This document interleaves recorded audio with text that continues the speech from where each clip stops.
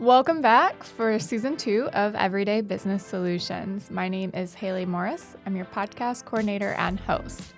Our podcast aims to bring the expertise of business professionals straight to your ears. And for this season, we're going to be talking about important connections and how you can utilize them to elevate your career to the next level. If that's something that you're interested in, just keep listening.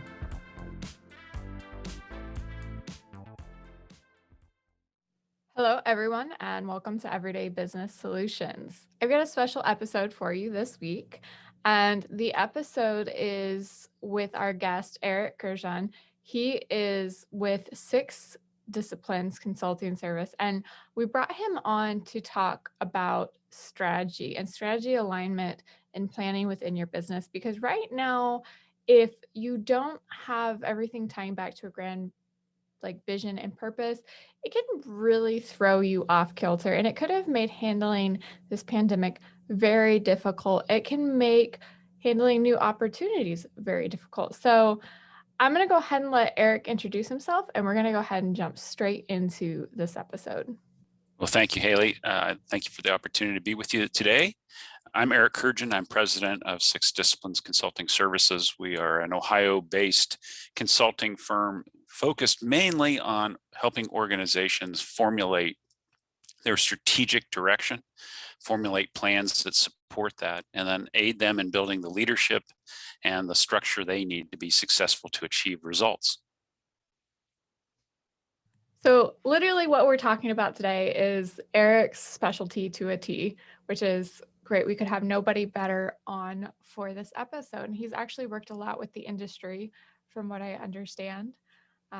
So we're going to start off, Eric. My first question to you is actually the whole topic. Why does strategy matter now more than ever? Great question. And it doesn't take a genius to figure out some things have been a bit different over the last 12 months. And in many cases, organizations are still faced with things that they were faced with at the very beginning of the pandemic.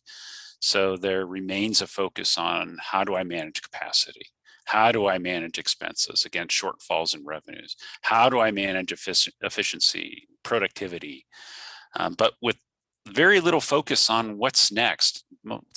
Too many organizations are in this survival mode, and they're really not thinking about what do I do next? And I'm counseling clients today saying, hey, it's time to move forward, or at least be thinking forward. And there's a series of checklist items that I would suggest organizations look at. And maybe they've been looking at them for the last 10 or 12 months anyway, but they are really things that are critical for their short-term thinking and their short-term survival. They have to have some form of revenue generation. And that can be something temporary. We didn't used to do this, and we don't plan to keep doing it, but we're doing it now because it puts money in the bank. And we can do that with existing customers or maybe new customers. We have to figure out our spending. So there's been a lot of expense management components that organizations have implemented, and some of those have been very dramatic and very changing to the organization. And some have been things that we should have done a long time ago. We shouldn't be spending money on those things. We also urge individuals to conserve cash wherever possible. So if there's an expense that can be put off, then let's put that off. And in some cases, what we've seen is organizations have gained, and it's been offered, and perhaps you've seen this yourself, where a vendor has offered you some extended terms or has offered you a delayed payment or something like that. And we've seen that as well. The next item on the list is AR management, accounts receivable management, and trying to find a way to get paid quicker. So cash is king. I just said that a moment ago with respect to conserving cash. So how can I get paid quicker? Is it ACH? Is it credit card? What is it that will help me get paid quicker?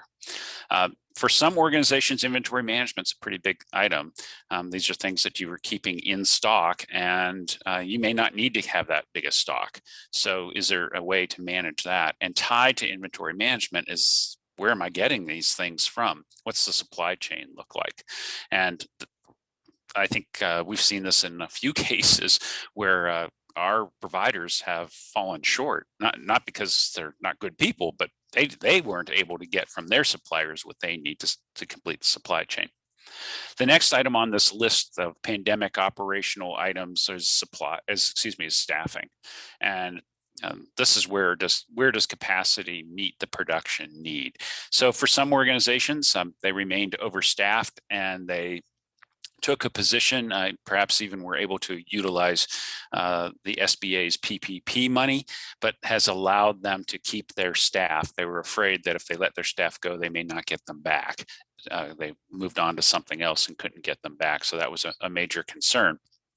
But it's important to understand where are we with respect to our current client base, our current staffing base, and what's forthcoming. So what's out in front of us.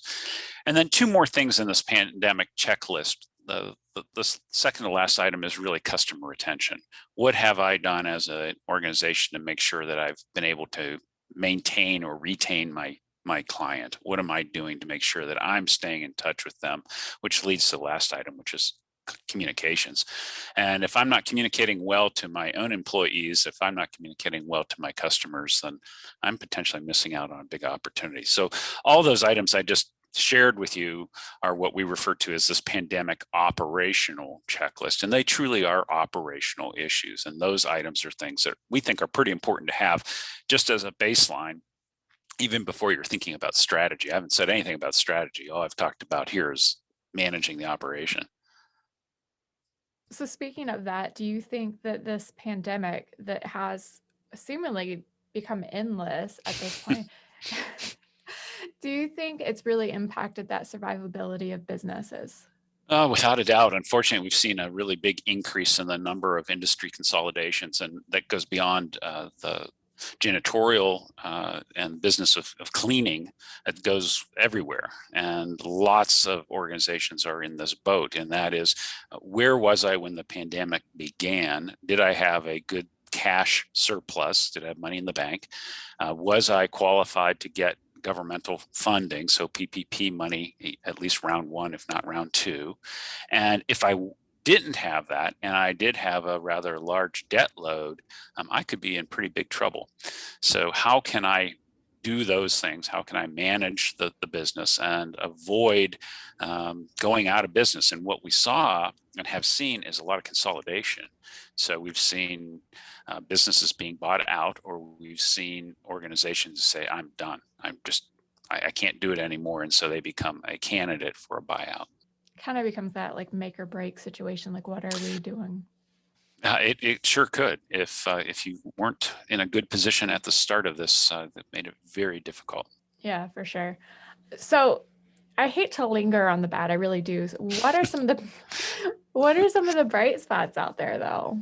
Well, it isn't all gloom and doom, and there are lots of organizations that have taken the right steps for recovery. So, if you think about where are we, there was a high point, and then a downturn, and a trough, and now an upturn. And I don't know how long the upturn or how flat the upturn is, but we'll call that recovery. And in that recovery, some organizations are doing pretty well. They are starting to see some bounce back. They're starting to see some of their customers come back. Certainly, we still see the home office environment really becoming a standard, very challenging piece. Will the office environment come back, and when will the office environment come back? So it's critical that we manage that piece of that as well. They have found perhaps they have found ways to move into new markets and maybe offer different services that they previously didn't offer before. So those could be short-term strategy components. That's just kind of interesting. You might pick a short-term activity that satisfies a particular need. Something else to give consideration to in this gloom and doom or lack of gloom and doom is we probably have a group of clients, customers that just really aren't great customers. We've had them for a while. They've been on our list. We service them, but they're slow payers, or every time we're there, it's an issue. This might be a time to consider, as we call it, trimming the dead wood. And that's hard to do. Lots of organizations solely look at revenue, and revenue by itself is important, but profitability and revenue are really important. So is there a way to look at profitability by account? So if I spend X hours with a given client organization, how much am I paying my people to do that work, and how much money am I being paid by that customer to do that work? Do the math, and the math comes out and says this this customer is worth $1, and this customer is worth 95 cents. So understanding where a given customer stands is really important, and it's hard to make a decision if you don't have that kind of data as to whether or not they're really a good client. Some of my clients have done some things, even in this pandemic, where they have had some lower performing clients, and what they went ahead and did is they raised their price to that client.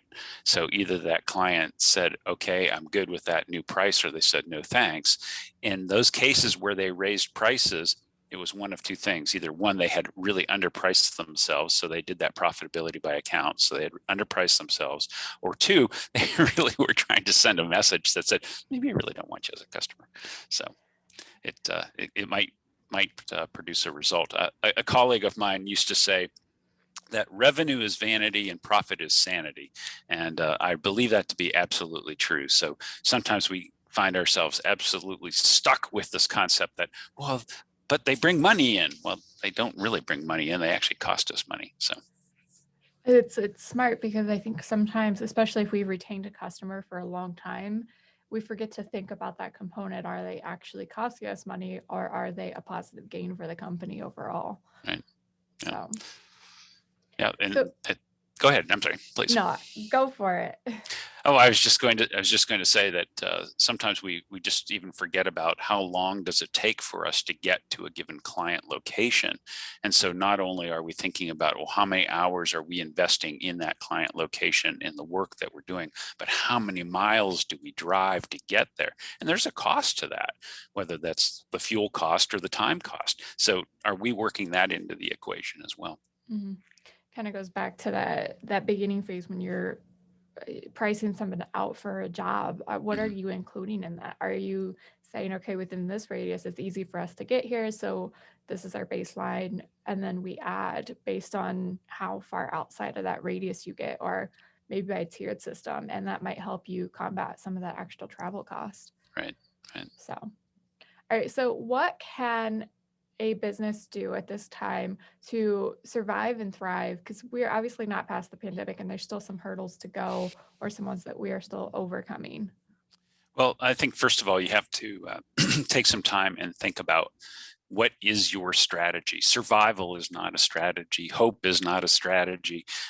You've got to find some things that you're going to be particularly good at, and I'm going to talk about a handful of these in just a moment. But I was during this pandemic. Obviously, I have been in my home office for months. I used to spend an awful lot of time on the road with clients, but now I've been working from home. And one day I was doing a little bit of cleaning, and I was going through some business books. You can see I've my collection, part of my collection behind me. But I was going through some business books, and I found an article that was written in the late 80s by Michael Porter. And Michael Porter was a professor at Harvard and part of the Harvard Business School, and he wrote in the Harvard Business Review.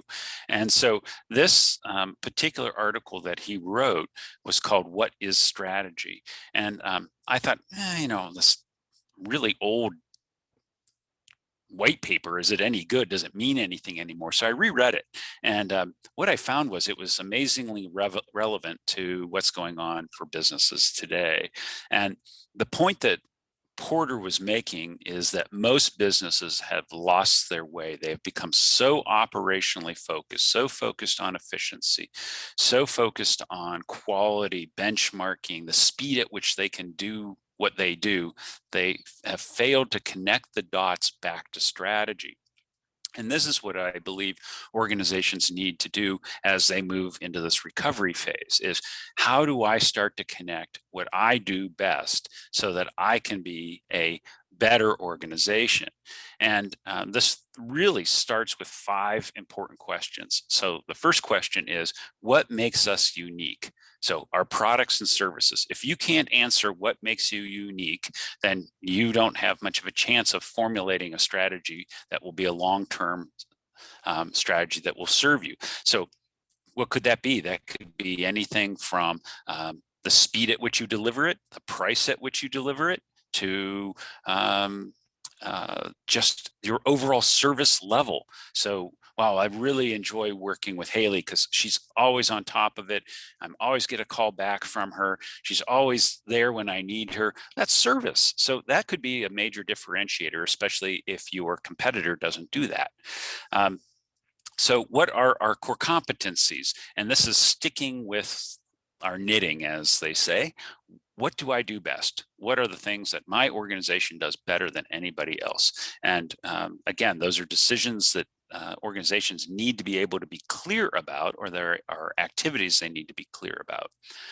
The next item goes back to a piece we already mentioned earlier, but where does our profit come from? From what products, from what services?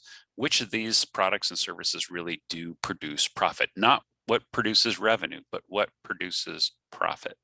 And then it goes back to the question we were discussing earlier, as well as which customers are profitable and why. Why are they profitable customers? What do we do with them that makes us profitable there? And so it's very important to understand those particular pieces. I lost my unmute button there for a second. All right. So coming off of all of this, of course, it makes me think, just if I can insert, of people who aren't thinking strategy. They're not coming and tying things back to the why we're here, where are we going with this type thing, right? It makes me think of you're on a really long road trip. And once you get started, all you care about are your gas mileage and how quiet you are in the car and the movies and stuff. And then you forget where you were supposed to be going and you're not mapping things out as you go. Like maybe you're supposed to stop at this motel at this really cool highway location, right? And visit a cool restaurant. And like you've totally just left that behind because all you care about is your gas mileage and the little nuances of making sure that the road trip, which yes, the journey is part of it, but it makes me think of like you just totally lost the whole point of why you started. Yeah, I think that goes back to what I think that's a great paraphrase of what Michael Porter was saying, is that we got so focused on just the numbers that we weren't focused on what is it that we're trying to achieve as an organization, or what makes us different or better. There's some really big questions that organizations need to answer. Why do I do this? Is this just to produce a paycheck on a weekly basis? Is this to produce the continuation of a family business and I'm the next generation? Is this because I want to grow this business from X annual revenue to Y annual revenue? What are the things that I really want to do?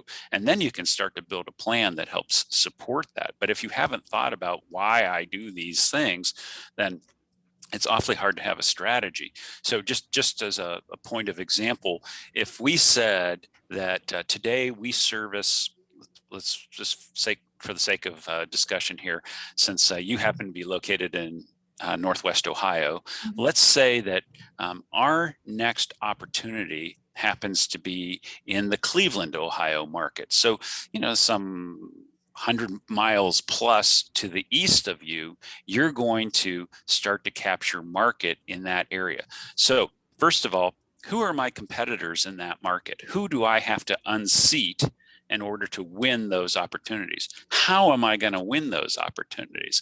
What are the things that I do that are better than the people who are there already? And if I can't answer those questions, then I'm probably in for a rude awakening with respect to whether or not I can make any money to do this. It's one thing to say, hey, we're going to expand geographically.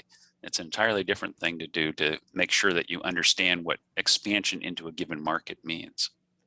Well, and I can just imagine somebody say we're going to expand and they start just taking what they have here and putting it there, spending the money and doing all of those things, like moving us into the Cleveland market, for example. and you're putting money there, but if that return on investment doesn't come, you're literally just throwing money at a sponge.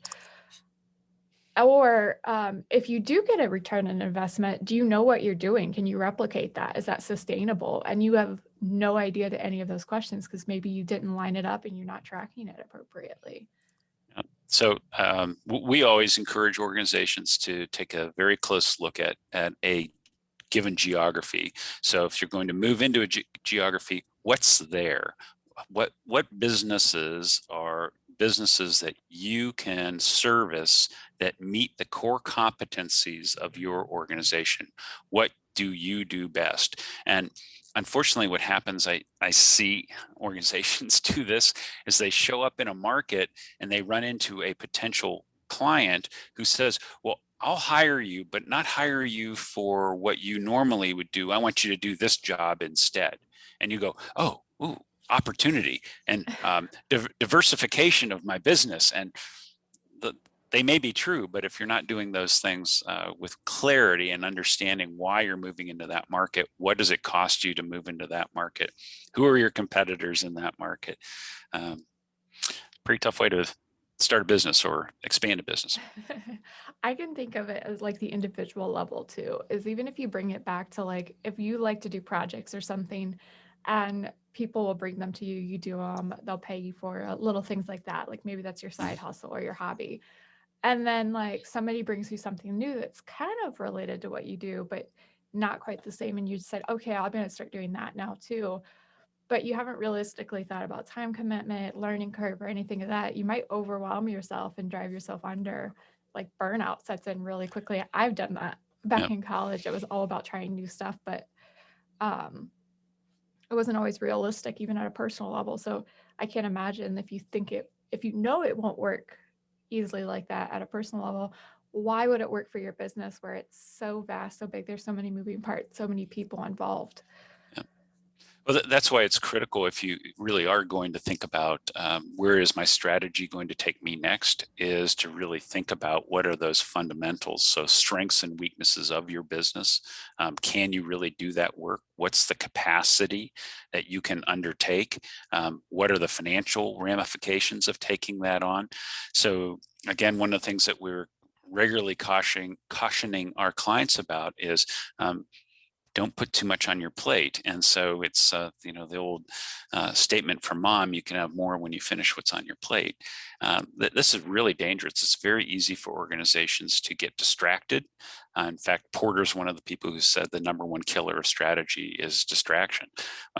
He's absolutely correct in that statement. You can easily be distracted. You can be easily overrun by too many things to be done. And I've often heard even larger organizations say, oh, but we're a big company, we can get more done.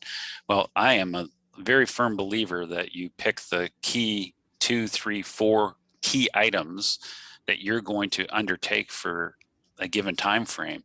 Do those key items, and then when you finish those key items, you can add more to the plate. You may have written down those other items, but don't attempt to get them all done at the same time. You'll fail for sure. Seen it. I've seen it. I was going to say it was one of the basic things that in a conversation with somebody else, we were talking about leadership and that ability to prioritize and, going back to like that metaphor of the glass versus the plastic balls, what's important and should you actually be juggling versus just taking it all on. It's the same thing if you want to be leading your business to success, you have to be able to prioritize and understand where your efforts should be and what matters to you versus just the ability to take on new projects. I fully agree. I'll give you one quick example, Haley, and that is a client who I was working with was looking at expanding into a different geography. And the reason they had looked to expand there is that they got a call from that given market. So let's just say it's Cleveland again. So they got a call from a client in Cleveland.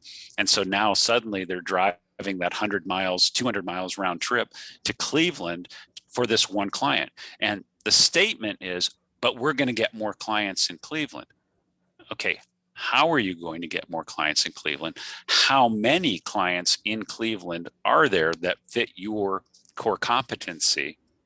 Then how many of those are dissatisfied, don't have a contract with their current provider. I mean, there's just so many questions that need to be answered before you make a statement that we're going to Cleveland.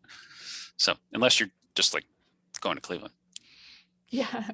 Well, it's like, okay, can you actually be in Cleveland once you get there? Like, Yeah. can you handle that Yeah. market? Can you handle that capacity? Yeah. So, and coming from the HR background, that's a huge thing, is hiring people is a lot of work. And, going back to one of your earlier checklist items, staffing is extremely expensive, and it's its own, I mean, taking care of your staff is its own business in itself. So, It, can it is. And in this day and age, finding good people and holding on to good people is challenging work. So what is it that I'm doing to attract the right people, and what am I doing to retain the right people?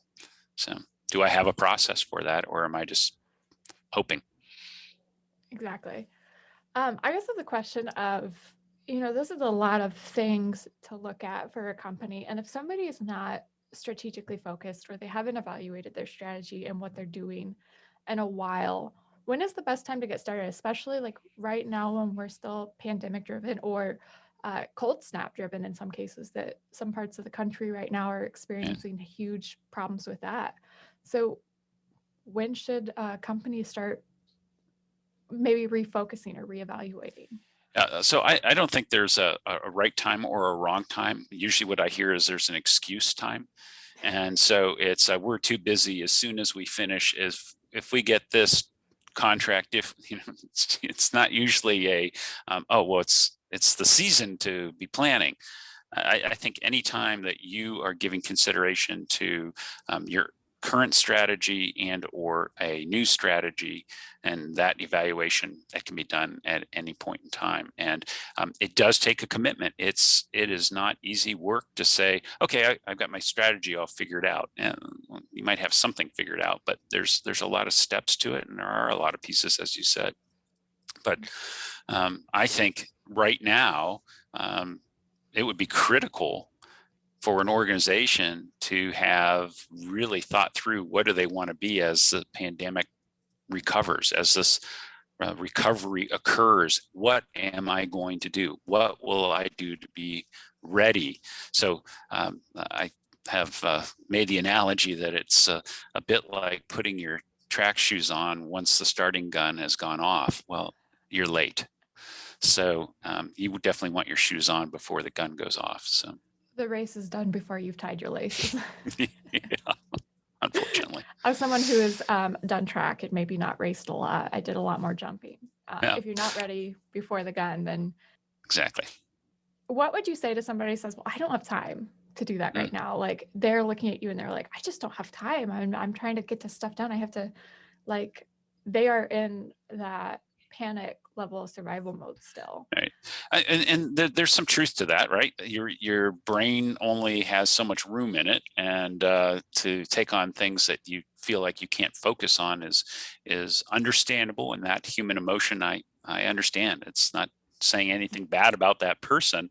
That's how they feel, because the pandemic has created a lot of different feelings for people.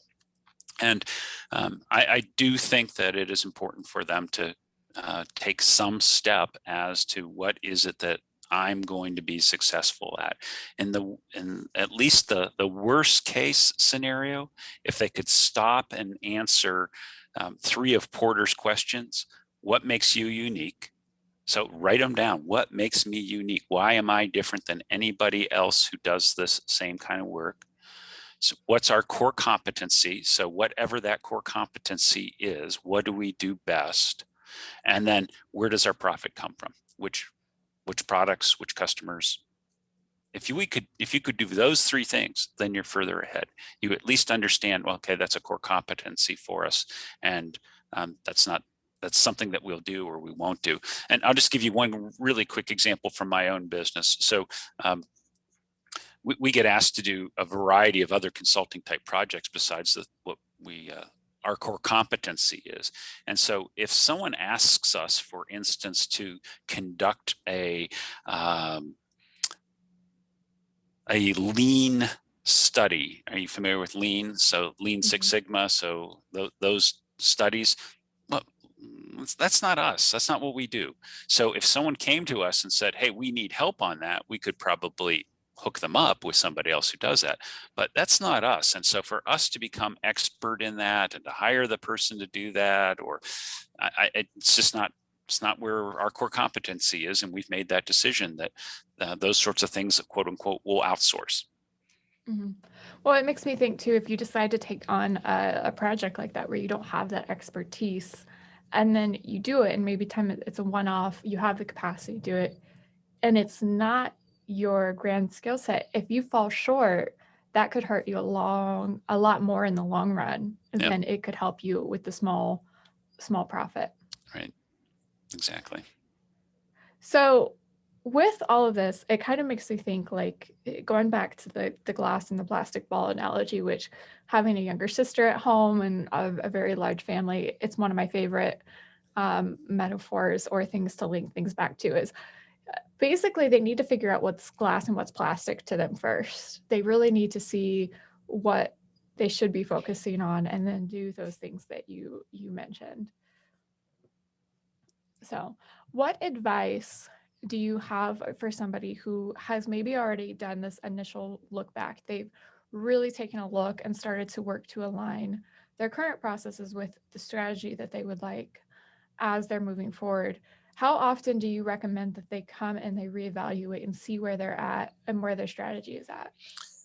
So we think there's an appropriate cadence to follow for strategy, and then obviously results are what you're after, right? So you don't just form a strategy and then let it go. You form a strategy that has supporting actions that produce a result.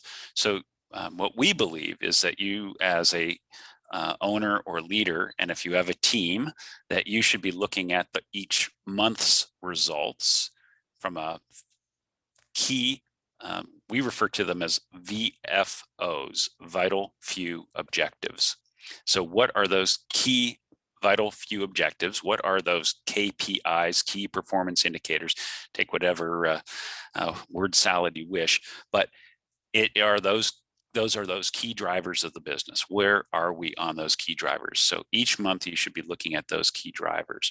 And then once a quarter, you should be coming back and looking at, okay, we built this plan for the year saying these are the things that we want to get to Cleveland and open, win X number of opportunities worth X or Y dollars.